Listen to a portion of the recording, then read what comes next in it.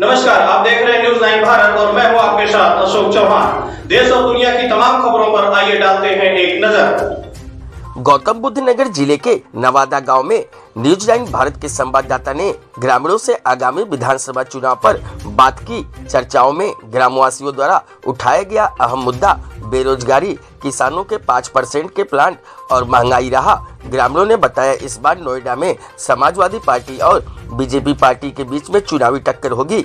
BJP party के सफाई अभियान को गांव के लोगों ने सराहा। बात करते समय गांव के मौजूदा लोग उपस्थित रहे, जिनमें मुख्य रूप से संदीप यादव, रिंकू मुखिया, प्रदीप यादव मुखिया और जमालुद्दीन जी उपस्थित रहे। न्यूज़ 9 भारत से ब्यूरो चीफ शिवपूजन शुक्ला के साथ संवाददाता प्रदीप शर्मा की खास रिपोर्ट। बीजेपी सरकार अगर स्वच्छता के नाम पे देखा जाए तो कितने नंबर देंगे आप?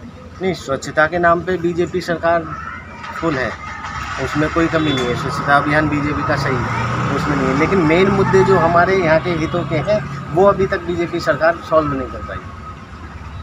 विपक्ष के रूप में किस पार्टी को देखना चाहेंगे सर? विपक्ष में इस बार देखिए कह नहीं सकते कुछ भी, बीजेपी और सपा दोनों की ही टक्कर है। तो हम तो चाहेंगे, यादव एक बिरादरी नाते होते हम तो सपा को बहुमत में देखना चाहेंगे, विपक्ष में बीजेपी को।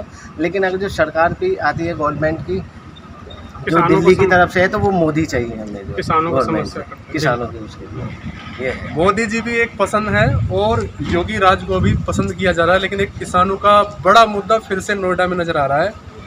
हालांकि मोदी जी ने किसान बिल वापस ले लिया है, किसान उससे काफ़ी खुश होंगे वैसे। हाँ, उससे खुश हैं, बिल जो वापस हुआ है। लेकिन हमारा जो नोएडा अथॉरिटी का जो है ये किसान मुद्दे ये भी हमारे सॉल्व करे जाएँ जल्दी। महंगाई मुद्दे तो महंगाई बहुत हो चुकी है, उसकी वजह से मुद्दे महंगाई के भी हैं, पर लेकिन मोदी लेके जाते हैं। पर लेकिन जो सारे हमारे मेन मुद्दे आते जा रहे हैं सरकार की तरफ से वो भी धीरे धीरे हमें कम कर देने चाहिए, ताकि हम भी अपना जो भी है सारे काम कर सकें मेन खुल के जगह पर। कांग्रेस पार्टी से प्रियंका जी कह रही है कि 60% आरक्षित महिला सीट देंगी इस बार। क्या कांग्रेस का कोई वर्चस्व है नोएडा में? नोएडा में देखिए कांग्रेस का ज़्यादा तो वर्चस्व है नहीं, पर इस बार जैसे हमारे गांव से ही पंखुड़ी जी को दिए हैं टिकट, तो देखते हैं क्या बहुमत मिलता है उनको कि इस बार पता चलेगा। क्योंकि आज तक जब तक है कांग्रेस का तो अभी तक तो कोई नोएडा वर्चस्व आया नहीं है, सिर्फ सपा और बीजेपी ही चला है। ब्राह्मण वोट बैंक क्या इस बार बीजेपी को जाएगा या फिर कांग्रेस भी उसमें कुछ सेंध लगाने का काम करेगी? कांग्रेस को भी जाएगा इस बार, ब्राह्मण वोट जो है बटेगा, कांग्रेस को भी जाएगा इस बार। बीएसपी पार्टी ने नोएडा में बहुत काम किया है, क्या कहेंगे? बीएसपी का तो है, पर लेकिन उसके लिए कुछ नहीं कह पाएंगे, बीएसपी नहीं है इस मुद्दे में। लोग कहते हैं कि नोएडा को चमकाने में बहन मायावती जी का बहुत बड़ा हाथ है। हाँ, बिल्कुल बिल्कुल ये बात सही है। नोएडा ग्रेटर नोएडा को नोएडा ग्रेटर नोएडा चमकाने में तो हाथ है, जो उसकी वजह से गाजियाबाद पीछे हो गया। रूप में नहीं देख रहे हैं? नहीं, विपक्ष के रूप में भी नहीं देख रहे हैं। सर नाम बताएंगे सर? मेरा नाम जमालुद्दीन होगा। सर जमालुद्दीन जी, बीएसपी पार्टी नहीं आएगी इस बार नोएडा में? देखिए बीएसपी पार्टी तो खैर नोएडा में हम कुछ कह नहीं सकते हैं कि आएगी कि नहीं आएगी, आ भी सकती है, टक्कर भी दे सकती है, इसमें कोई दो राय नहीं है कि टक्कर नहीं दे सकती। महंगाई ही मेन मुद्दा रहेगा इस बार का और बेरोजगारी, जिस पे ये फेल है सब। ठीक है सर, मैं एक बात और जानना चाहूँगा कि बीजेपी सरकार गौ माता की जय और भारत माता की जय के अंदर रोजगार दब के रह गया सर। हाँ बिल्कुल, ये बिल्कुल सही बात है आपकी। ये भी ठीक है कि भारत माता की जय, गौ माता बहुत सुरक्षित हुई है बीजेपी सरकार में, बाकी दूसरी सरकार में। लेकिन रोजगार की बात भी होनी चाहिए। हाँ, रोजगार की भी होनी चाहिए थी, पर रोजगार नहीं है। अगर बीजेपी सरकार से रोजगार कहा जाता है तो वो भारत माता की जय और गौ माता की जय हाँ शुरू कर देंगे। सर सही बात है या गलत है? ये सही बात है। इनसे जब भी पूछा जाएगा तो ये कांग्रेस में चले जाते हैं कि पीछे जी नेहरू जी ने ये किया, इंदिरा जी ने ये किया।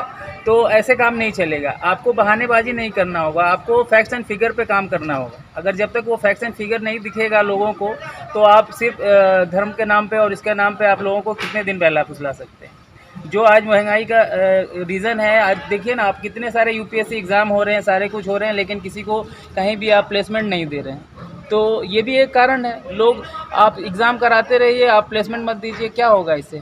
आगे जाके जो है ये सब चीज़ों से लोगों में अशांति आएगी। आप जो जिस मुद्दे को लेके आए थे आप उससे भटक गए हैं, आप आ रहे हैं राम मंदिर पे, ये सारी चीज़ें, ये सब भी ठीक है, लेकिन उसके साथ साथ आपको देना होगा, रोजगार देना होगा। आपने देखा कि नोएडा के अंदर इंडस्ट्रियल हब है, लेकिन रोजगार भी एक मुख्य मुद्दा रहेगा इस बार। किसानों का भी सबसे जनता बड़ा मुद्दा है। उसको भी ध्यान में रख के वोट करेगी। विपक्ष पार्टी समाजवादी पार्टी के रूप में लोग देख रहे हैं। धरातल पर देखा जाए तो समाजवादी पार्टी भी काम कर रही है, लेकिन बीजेपी पार्टी में अगर हम बात करें मुख्यमंत्री श्री योगी आदित्यनाथ की, आप कैसे देखते हैं सर उनको? नहीं, उनका सरकार चलाने का तरीका ठीक है, योगी आदित्यनाथ जी का, और सरकार चलाने का ठीक है, पर लेकिन कुछ मुद्दे में वो विफल रहे हैं। ये है बात। जैसे कि सबसे बड़ा मुद्दा किसानों का है, जो कि ऑथोरिटी से है, जिसमें कि जय भारत माता की जय है और गौ माता की जय है। उसमें जो ये सैनिक हैं कहाँ से हैं, सब हैं तो वो भी किसान के बेटे, ये वैसे उसमें वो चीज़ भी सारी उसमें आती है, लेकिन सरकार इस चीज़ को भी इस चीज़ पे